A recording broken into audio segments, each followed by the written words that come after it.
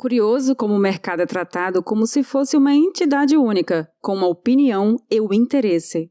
Nada está mais longe da verdade. Este é a Visão Libertária, sua fonte de informações descentralizadas e distribuídas. Lula fez um discurso contrário aos limites de gastos. O presidente eleito disse que o governo dele terá compromisso com a responsabilidade fiscal, mas, em primeiro lugar, virá a responsabilidade social. Pode parecer bom, até você lembrar que uma coisa é diametralmente contrária à outra. O que Lula quer dizer com responsabilidade social é que o Estado deve gastar rios de dinheiro para tentar resolver problemas sociais. Isso implica necessariamente em mandar às favas a responsabilidade fiscal. E como se isso não ficasse claro, ele ainda falou mais sobre não poder ter teto e o fim dos vários mecanismos de responsabilidade fiscal, porque isso seria, na visão dele, uma limitação para o governo. Na visão dele, o teto de gastos atrapalha os mais pobres e só ajuda os ricos. Se você que assiste este vídeo é libertário, eu não preciso explicar o porquê isso é ruim. Mas, como pode haver pessoas sem tanto conhecimento de economia da escola austríaca, eu vou explicar rapidamente. Ao contrário do que Lula falou, o teto de gastos atrapalha os mais ricos e ajuda os mais pobres.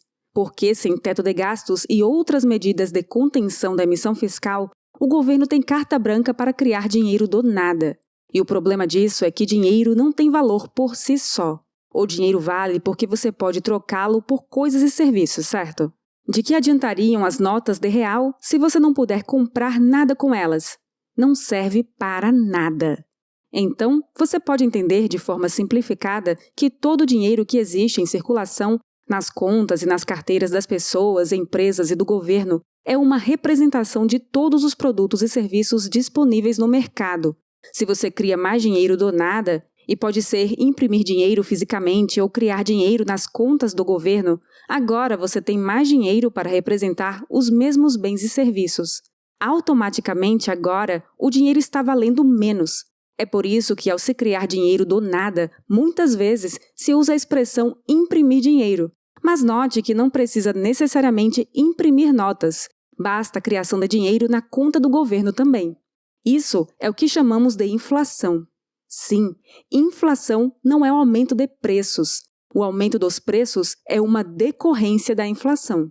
Inflação acontece quando o governo cria dinheiro do nada. Quando o governo resolve ser irresponsável fiscalmente e imprimir dinheiro para supostamente ajudar o pobre, você sabe o que acontece? Bem, o aumento dos preços decorrente da inflação acaba por penalizar o pobre mais que todos. Os ricos estão com a grana investida, eles sentem a inflação, mas nem tanto. O remediado compra dólar ou Bitcoin para fugir da inflação. Sabe quem realmente se ferra com a inflação? O pobre. E mesmo que as políticas do governo o ajudem de um lado, vão estar tirando do outro via inflação. Mais que isso, a desorganização dos preços faz com que seja impossível investir no Brasil. Empresas vão perder valor, investidores vão retirar o dinheiro e investir em outro lugar. Isso implica menos empregos, economia fraca e menos oportunidades para todos. É uma decisão trágica. Mas o mais curioso disso não são os jornalistas e os petistas, mas sim o próprio Lula em seu discurso, tratando o mercado como se fosse uma instituição com interesses, vontades e que teria brigado com Lula. Seria preciso escolher entre o mercado e as benesses que Lula pretende dar aos pobres. Como se uma coisa não estivesse intrinsecamente ligada à outra. Como se o país e o governo fossem capazes de fornecer benesses aos pobres sem uma economia forte. Parece uma dicotomia comum entre esquerdistas no Brasil. O mercado como um ente separado da sociedade. Ou até, na visão de alguns, uma alternativa. É o mercado ou a sociedade. E a questão aqui é que o mercado é a sociedade. Eles não percebem o erro básico de que a economia é aquilo que surge quando as pessoas na sociedade interagem entre si, trocando produtos e serviços entre si. Cada um oferecendo aqui que faz melhor ou que acha que pode fazer de melhor. Muitas vezes o seu próprio trabalho, outras vezes um produto qualquer. Há outras pessoas que precisam daquele produto ou serviço para atender seus próprios interesses. Lógico, é preciso fazer duas ressalvas. Primeiro, que mercado, como indicado pelos esquerdistas, não é todo o mercado. Muitas vezes, quando alguém fala de mercado, não está falando de todo o mercado, toda a economia, toda a sociedade, mas de apenas um balcão de negócios específico, mais comumente a Bolsa de Valores. Aliás, a Bolsa de Valores foi exatamente o que fez o L com o discurso do Lula em uma enorme queda. Obviamente, a Bolsa de Valores não representa todo o mercado, mas a Bolsa é sim um ótimo indicador de comportamento da economia no futuro. Quando alguém investe em uma ação, faz isso esperando ter lucro, seja com a ação valorizando, seja recebendo dividendos dos lucros daquela empresa de quem é acionista. De fato, a queda de ações na bolsa faz pouquíssima diferença para a empresa em si no presente. Mas, como investidores estão sempre pensando adiante em como a economia vai se comportar mais à frente, a queda das ações indica que eles estão prevendo que essas empresas vão faturar menos, vão pagar menos dividendos mais adiante. Ações caem de valor exatamente quando os investidores acreditam que as empresas vão perder valor. Isso pode ser específico de uma área. Por exemplo, se você acha que o petróleo vai cair de preço no próximo ano, você deve vender suas ações da Petrobras, porque ela vai ter menos lucro ano que vem, nesse caso. Por que motivo os investidores acham que todas as empresas brasileiras vão perder valor ano que vem? Pelo motivo óbvio. Lula pretende gastar fora do teto de gastos. Pretende gastar mais do que o governo arrecada. Isso é inflação. Isso vai significar aumento generalizado de preços, como já explicamos no início deste vídeo. E todas as empresas, toda a sociedade é prejudicada por isso. Se houvesse uma bolsa de investimento pessoal, uma alternativa à bolsa de valores onde pessoas previssem o quanto as pessoas em geral vão ganhar ou perder nos anos seguintes, essa também teria queda. Parafraseando a Dilma, a solução do Lula significa que ninguém vai ganhar ou perder, vai todo mundo perder. A segunda ressalva é que o mercado, no sentido de bolsa de valores, erra. Os investidores tendem a imaginar o que vai acontecer com as empresas e, de fato, nem sempre acertam. Erram de diversas formas. Errou com Bolsonaro, achando que Bolsonaro seria incapaz de fazer o Brasil crescer em 2022 e teve que derrubar projeções de inflação e aumentar projeções de crescimento semana a semana ao longo do ano. Existem outros exemplos que foram colocados pelos próprios petistas.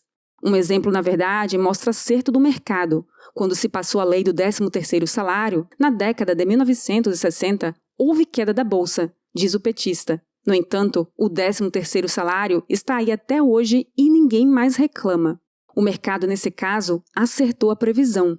Muitas empresas quebraram e tiveram lucros menores. O motivo é óbvio. O governo criou um gasto inesperado para todas as empresas. Isso causou, de fato, muito prejuízo e quebradeira. Isso não foi um erro do mercado, mas também não foi um ganho para os trabalhadores. Porque o que se seguiu foi o óbvio que acontece com todas as benesses trabalhistas criadas por lei. As empresas ajustaram seus salários ao longo dos anos para cobrar o 13º do próprio empregado. Explicamos isso no vídeo Sem Governo, quem vai proteger os trabalhadores, no canal Ancapsu Classic. Outro exemplo mostra erro do mercado. Quando houve a abolição da escravidão, em 1888, o mercado caiu muito. Muitos industriais e fazendeiros brasileiros não acreditavam que uma sociedade sem escravos pudesse dar lucros. Mas o fato é que, antes de mais nada, escravidão é mesmo uma questão de ética. Ninguém pode ser propriedade de outra pessoa. Portanto, mesmo que significasse depressão no mercado, não há por que não eliminar a lei estatal que dizia isso. Mas, além disso, a chegada de todo um novo grupo de pessoas ao mercado, pessoas que agora libertas podiam comprar e vender, participar do mercado, fez com que, ao contrário, o mercado se tornasse mais dinâmico e acabasse subindo de valor. A questão é que, ao contrário da decisão acertada de 1888, a decisão do Lula de gastar acima do teto prejudica todo o mercado, não apenas empresas, não apenas investidores, não apenas grandes banqueiros. Ao contrário, prejudica os pobres muito mais que os outros. Por isso, é trágico. Lula está fingindo fazer o bem para o pobre e prejudicar o rico investidor, quando está, de fato, fazendo exatamente o contrário.